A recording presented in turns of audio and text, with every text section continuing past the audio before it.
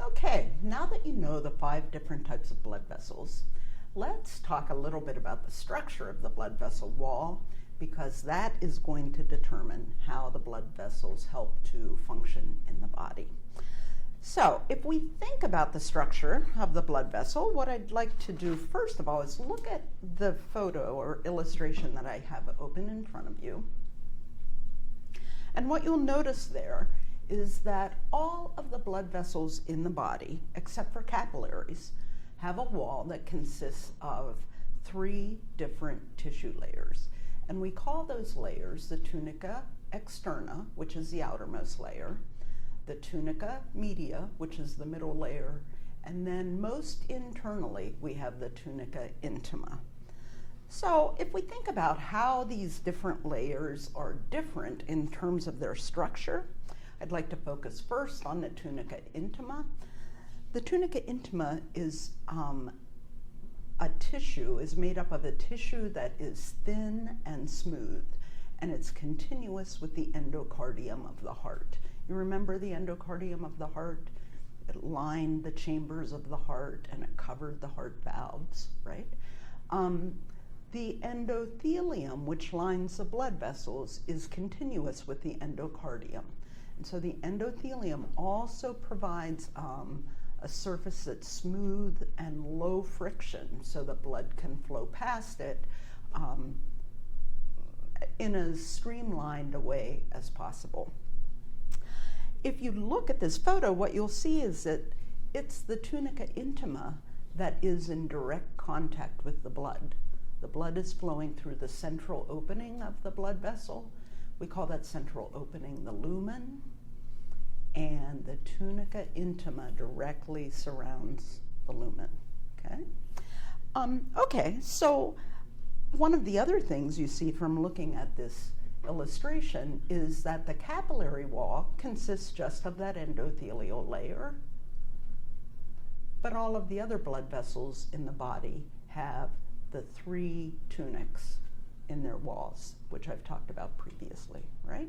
Okay, so the middle layer, what's going on with the middle layer of the blood vessel wall?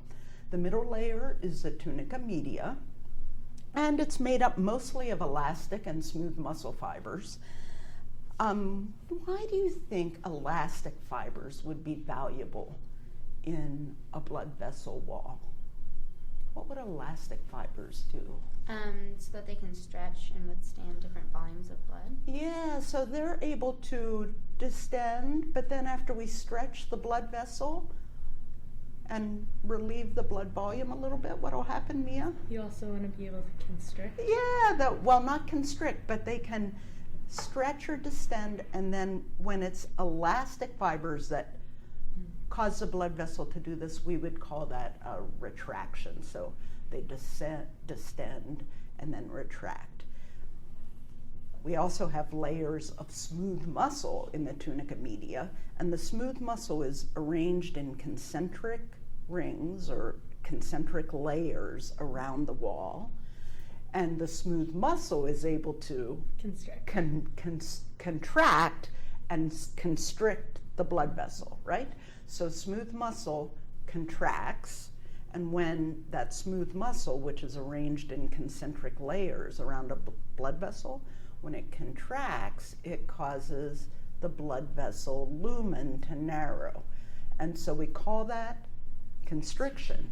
And because it's happening in a blood vessel, we can specifically call it vasoconstriction. When the smooth muscle relaxes, it will allow the blood vessel to kind of increase the lumen diameter, and we would call that state of the blood vessel vasodilation, right?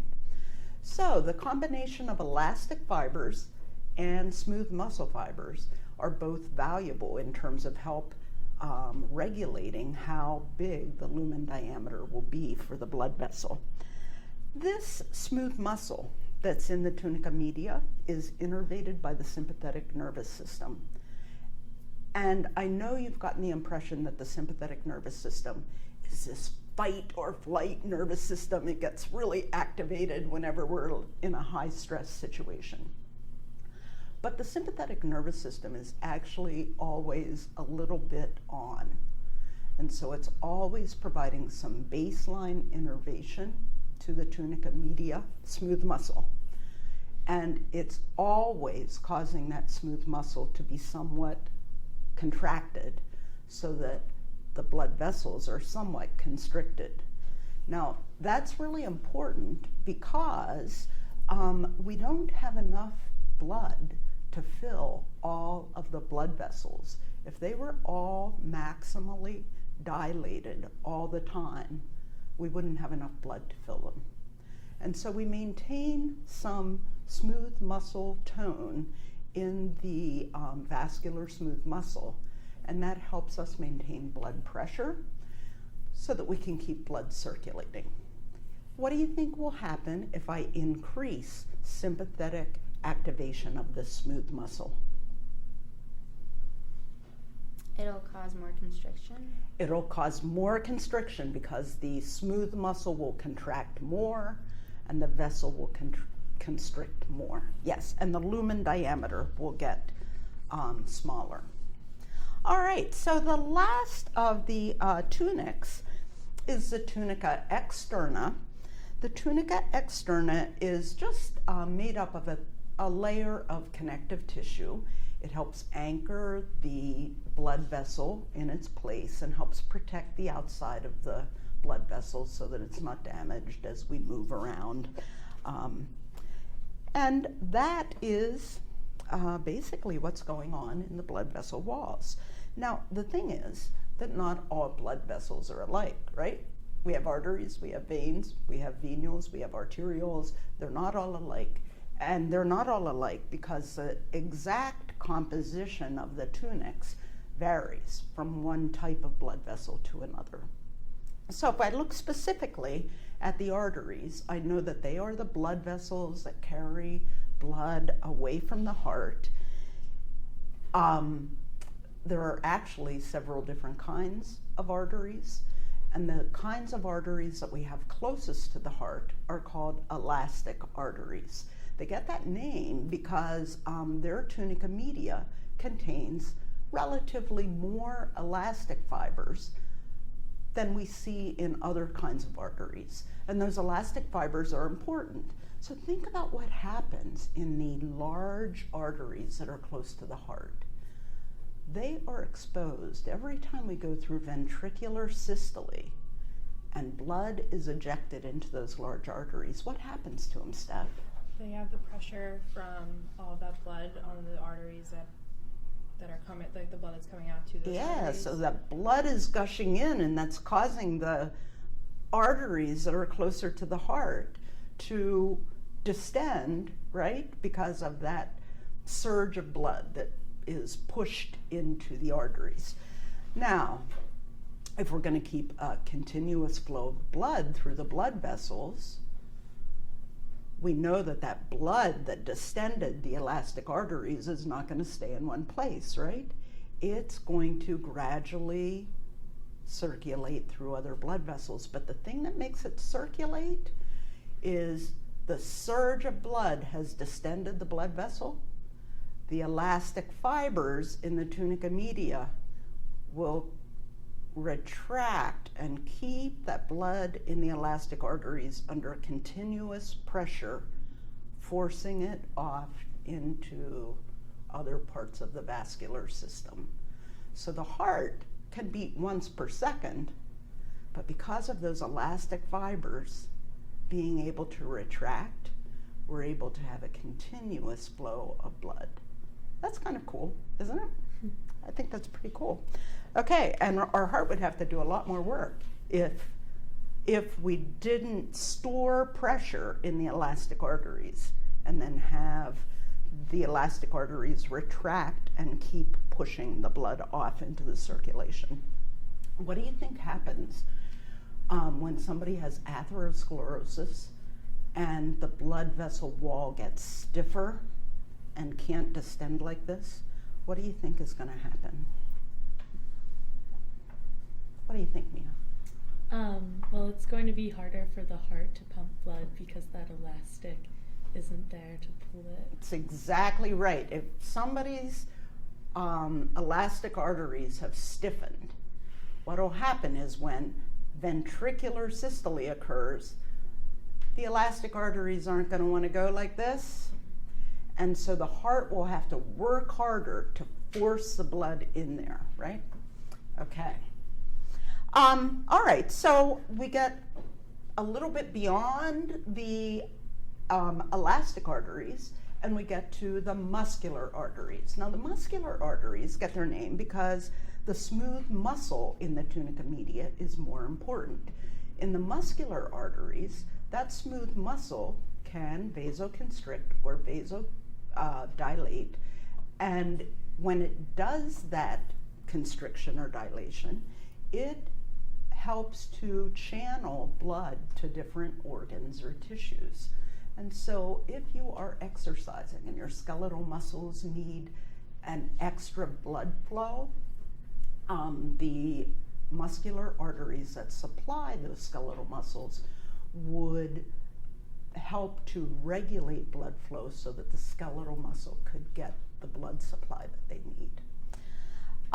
Finally, we get to the arterioles, and the arterioles are the smallest vessels that conduct blood away from the heart, right?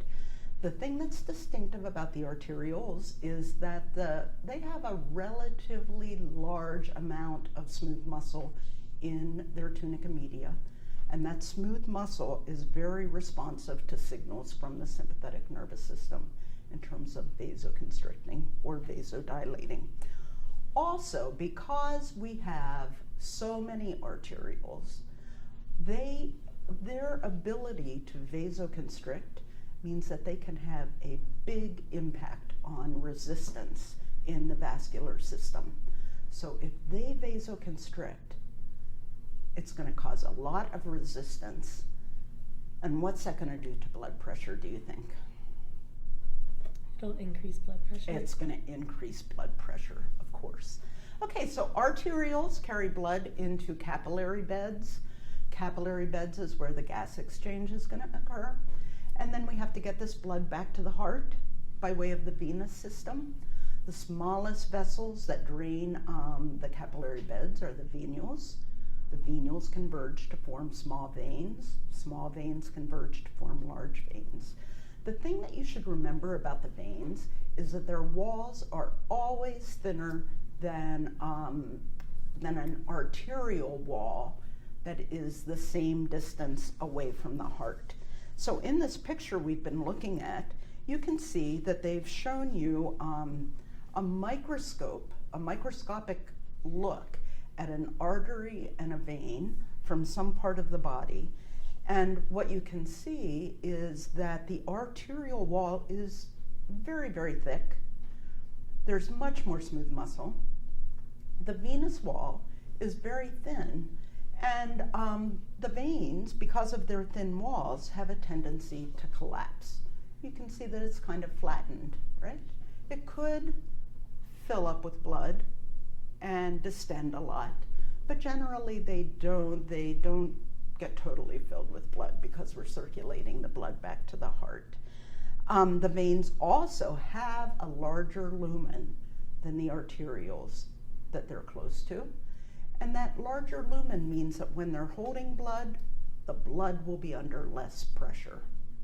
You're going to find out when we actually talk later about the physiology of circulating blood that the veins maintaining a low pressure on the blood helps to keep the circulation moving.